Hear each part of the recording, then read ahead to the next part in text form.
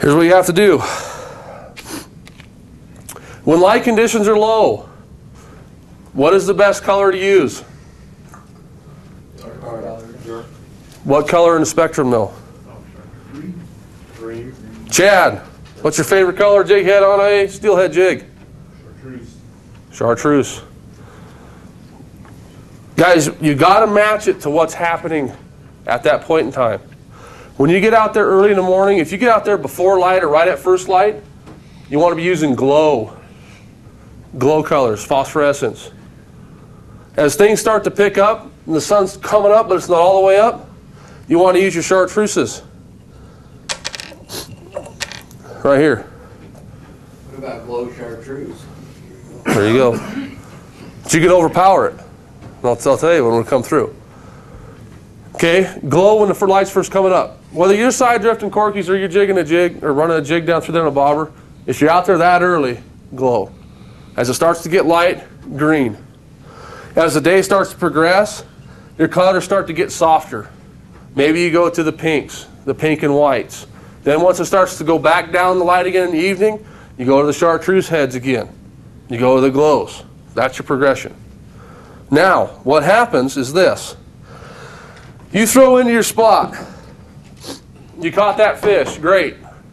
Everybody's throwing in there. You maybe let 30 minutes go by. In that 30 minutes, you took your scents. You changed them up. The scents that we run garlic, we run shrimp, we run anise, we run a combination of those.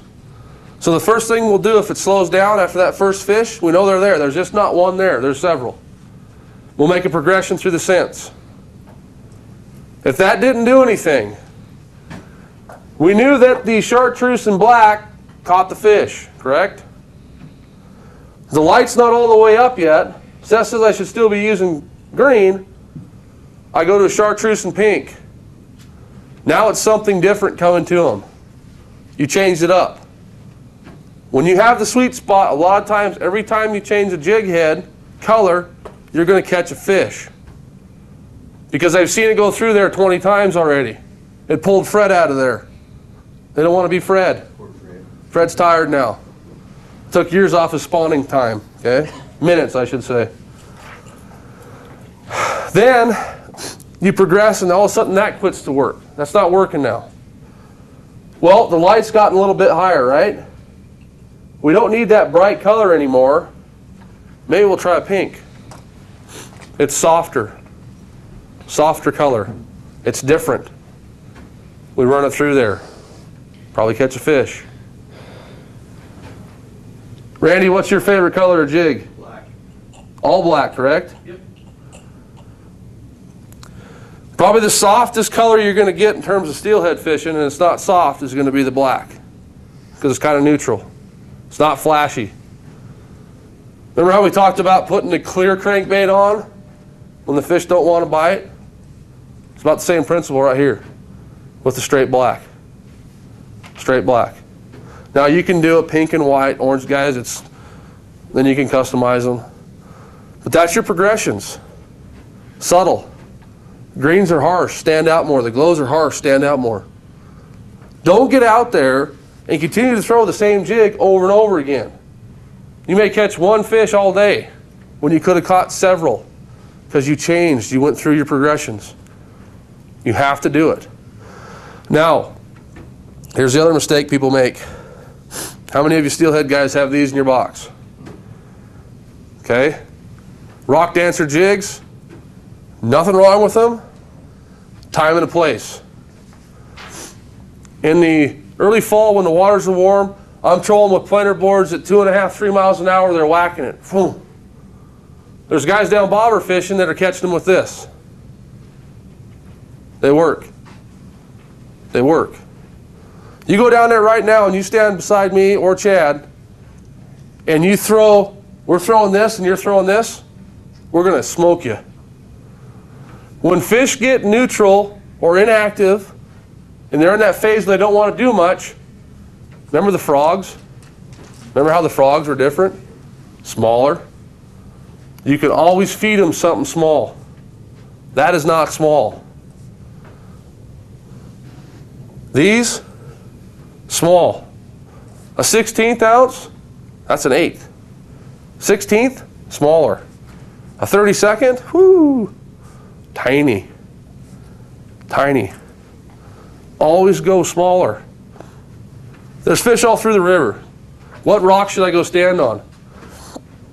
Guys, when we went down there, we went down for 2 days. Took my jet boat down. Fished in McGill Hole, low and slow. Got 3 fish, 5, 6 pounds. Went up to Grangeville, see my buddy, do a business transaction with the planer boards. Told Chad, let's drop down the backside. We were going to fish a South Fork, too low and slow. We popped out way up high. Continued to go up.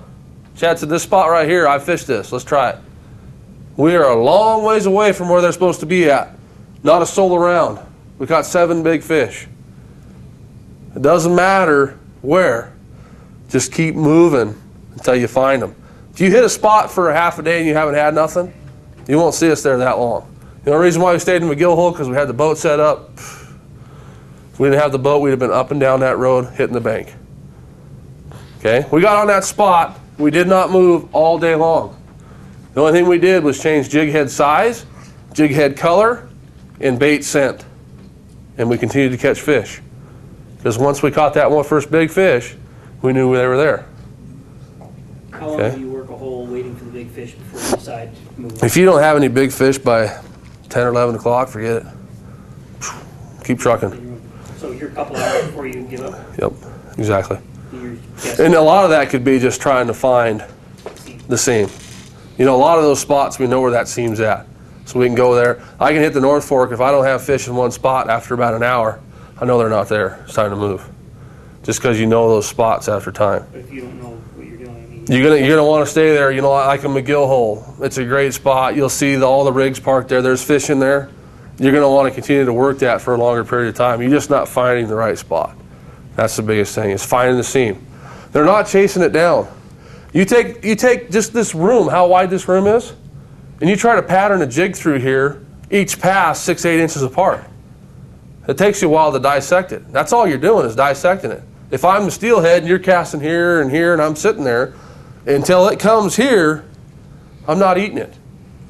Now there are times when you start to reel that jig and bobber back in. As soon as you start to reel it, they whack it.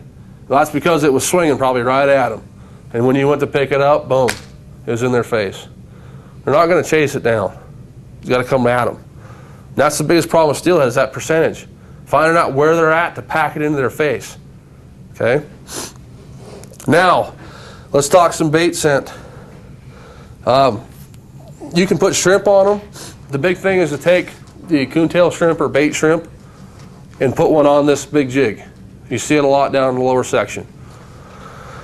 You can go buy those at any of the sporting goods stores. I buy mine from Albertsons. Just go back to the meat department, ask for bait shrimp. You can buy them by the pound. Dye them, do whatever you want. They're a lot cheaper that way.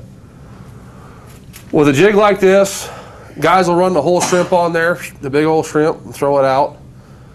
Guys are not going to eat that because, hey, that looks like a shrimp. It's because of the smell coming off of it. It reminds them of something they used to eat when they were out there 400 miles away. You don't have to have the whole thing on there with the jigs. Not necessary. When we're running the bigger stuff, we'll tear the head off. We'll come back to the bend, break it in half, slide it on. Tear the legs off of it. When I do my shrimp, I like the pink, hot pink shrimp. I take 1 part Mike's Glow Scent shrimp oil to 1 part Mike's anise oil, and I soak them overnight. And they're nice and greasy when you go out fishing. Plenty of scent coming off. I change my bait continually. 4 or 5 drifts, new piece of shrimp. Constantly. What happens, get a Kleenex here. What happens is, how many of you know when to use a grease style scent or an oil based? You guys know? How was your headset, Randy? Okay. Here's part of the knowledge of understanding when to use what type of scent. Deer hair, moose hair, elk hair, Hair, keyword hair. Pretty rigid, right?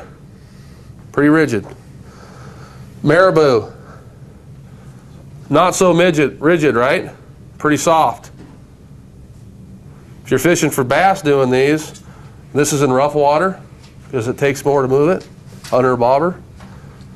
This one you'd fish in cooler, calmer water because it can breathe with very little movement. Same principle when you're steelhead fishing. If you take one of these, you can spray it down with this stuff all you want, oil-based. You take, I got it everywhere, that's great. If you take this and spray it down, you might as well have just taken a handful of glue in it like that, because it's just going to glue those fibers together. They're not rigid enough to keep it open and make it breathe. It's going to go through the water just flat, compacted. So with your hair jigs, use oil base, no problem. Those shrimp that we talked about, throw them on there, no problem. These guys right here, any marabou style, and you can get these ones that we're going to be getting, the long feather, he's the only guy that ties these small ones with hair. So you can grease them up with the oil if you want. Now with this one right here, smelly jellies, see how that is right there? Not coming out of the jar. You take a finger of that and you place it on the head. Don't get crazy. Like, it can smell good. You don't. I see guys just. It was a pink head, now it's blue because it's got that much stuff on. You don't need that. Just a little bit. What that does is wicks off the head. Doesn't wick onto the fibers. Allows the jig to breathe. Allows it to breathe. You want that natural movement.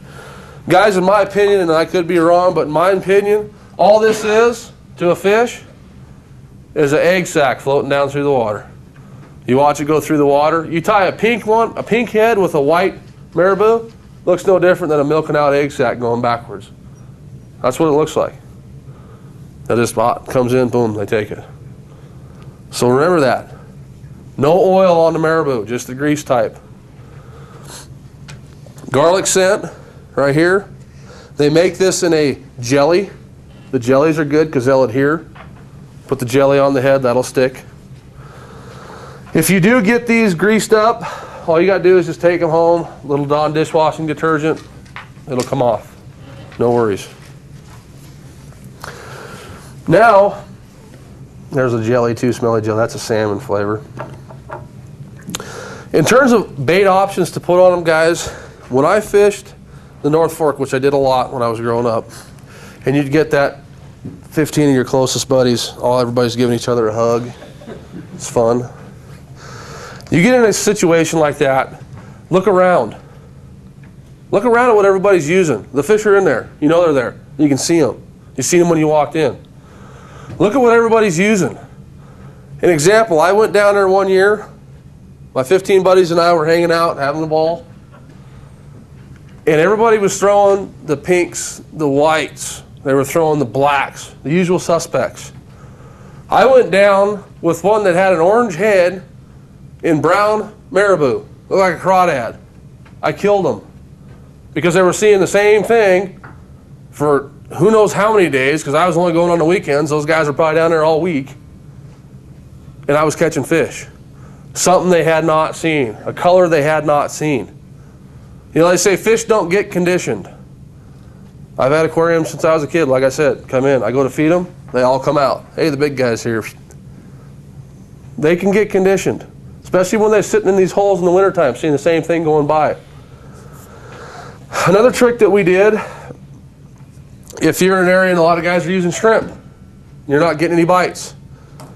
You will go into your bait shop and you'll see these little pink maggots. What is a pink maggot doing in here?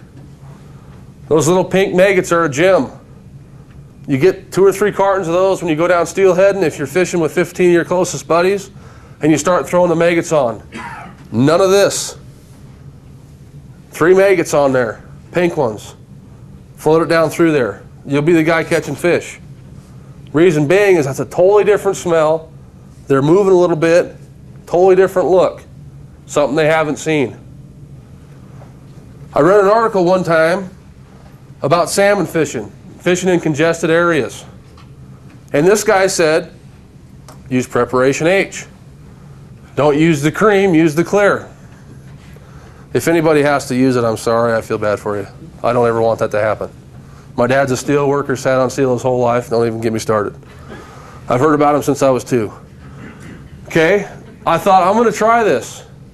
We went down for the springers, salmon. We're getting off the side, but just to give you an idea, which have a very acute sense of smell. We weren't getting anything. I slapped some preparation H on there. Somewhere. What's that? No. My father sat on a hook, and I dislodged it, and it happened to be a coincidence. No. And it worked. And it worked. You get into my salmon box, and there's a tube of preparation H there. That's not for what you may think it is. It's one of those things where, and you know why it's good? Shark liver oil. High percentage of shark liver oil. If you look at the ingredients, not the cream, the clear stuff. Same thing with WD-40. Yep, it's the anise oil in WD-40. Okay, that's. WD has anise? Mm-hmm. Smell it. Mm-hmm. That's the trick. Well, I've used that off and on for years. I've never smelled it. Mm-hmm. Yep, that's the basis of that. That's why those things work. I have a pesticide at my house that I put on my tomatoes, and I popped it up, and I was putting it on. My wife said, "What smells like fish?" I said, "I don't know." And I got this is pesticide. It's an edible type, you know, so you don't get it, you know. And I looked at it, and it's 90% fish oil. That will work. It's something different. That's the key with steelhead, guys. You find the seam, you present something different. You present a different smell, a different color. That's how you catch them when you're bobber and jig fishing. Okay?